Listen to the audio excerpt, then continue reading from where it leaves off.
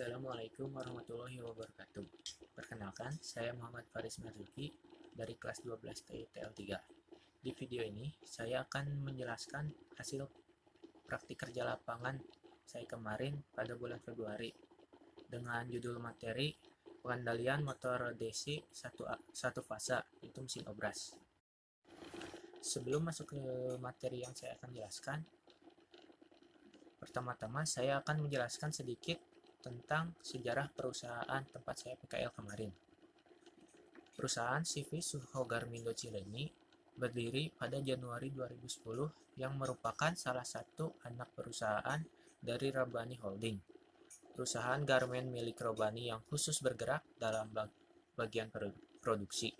Sebagai penopang dalam bidang produksi yang terus berkembang dan membesar untuk memperkuat berjalannya roda bisnis dengan resiko dan tantangan bisnis yang semakin besar pula.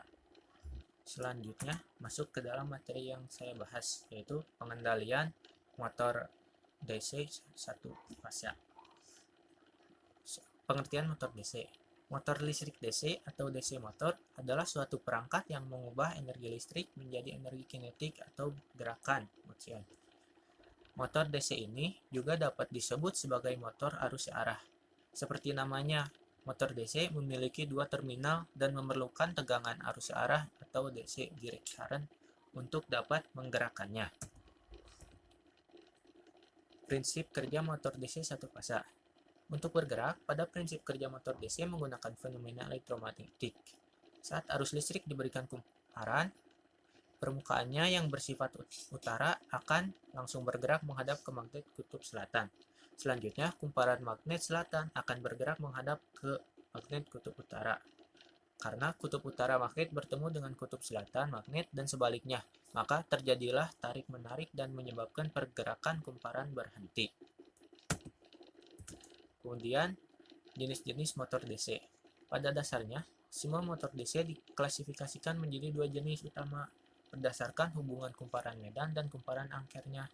Kedua jenis motor DC tersebut adalah motor DC sumber daya terpisah atau separately excited DC motor dan motor DC sumber daya sendiri atau self-excited DC motor. Motor DC sumber daya sendiri ini dapat dibedakan menjadi tiga jenis, yaitu Sun One motor DC, Series Bone motor DC, dan Compound One motor DC. Nah, setelah itu, saya akan menjelaskan tentang alat yang menggunakan prinsip dasar kerja motor DC, yaitu mesin obras. Mesin obras dapat dikategorikan ke dalam jenis mesin jahit berkecepatan tinggi yang berfungsi untuk merapikan tepi busana dengan cara mengobras atau overlock dalam satu operasi. Kalau mesin jahit itu hanya bekerja dengan 2 benang, maka mesin obras dapat bekerja dengan benang 3, 4, atau lebih. Prinsip kerja mesin obras. Mesin obras ini digerakkan atau teroperasionalkan sepenuhnya dengan motor satu arah putaran yang dimana membutuhkan sumber listrik AC yang selanjutnya diubah menjadi arus listrik DC. Setelah arus AC telah teraliri dalam dan berubah menjadi arus DC, maka motor listrik bisa menggerakkan seluruh komponen di dalam mesin obras. Setelah semua siap atau telah teroperasi, maka mesin siap digunakan. Cara pengoperasian mesin obras. Pertama, hubungkan kabel dinamo dengan stop kontak. Hindari untuk menyalakan mesin. Kemudian, angkat sepatu mesin dengan menginjak pedal sebelah kiri. Kemudian, letakkan bagian tepi bahan yang akan diobras, beri kelonggaran sekalian untuk merapikan pinggiran bahan. Setelah itu, nyalakan mesin dengan menekan tombol on. Perlahan-lahan, injak dinamo mesin dengan hati-hati. Perhatikan posisi tangan.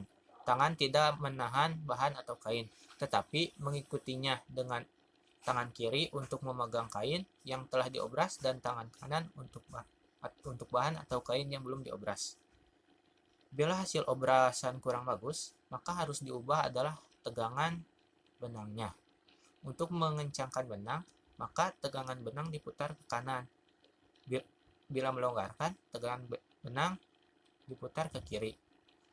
Bila hasil obrasan benang bagian depan pendek, maka tegangan benang bagian depan dilonggarkan atau diputar ke kiri.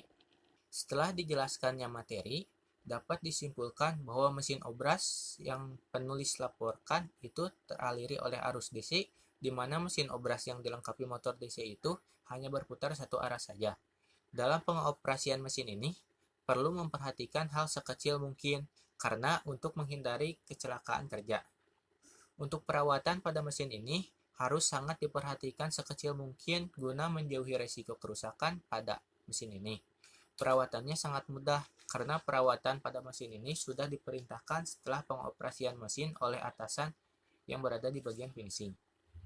Yang terakhir yaitu kerusakan ada berbagai macam, namun dalam pembahasan penulis menyampaikan masalah yang sering terjadi. Dari berbagai macam masalahnya yang penulis jelaskan, perbaikannya pun tidak begitu sulit, karena ini sering terjadi. Perbaikan di pabrik ini sangat berbeda, mengingat perusahaan Jepang yang terkenal akan koordinasi yang harus terjalani. Mungkin sekian yang dapat saya sampaikan. Mohon maaf bila ada salah kata-kata. Assalamualaikum warahmatullahi wabarakatuh.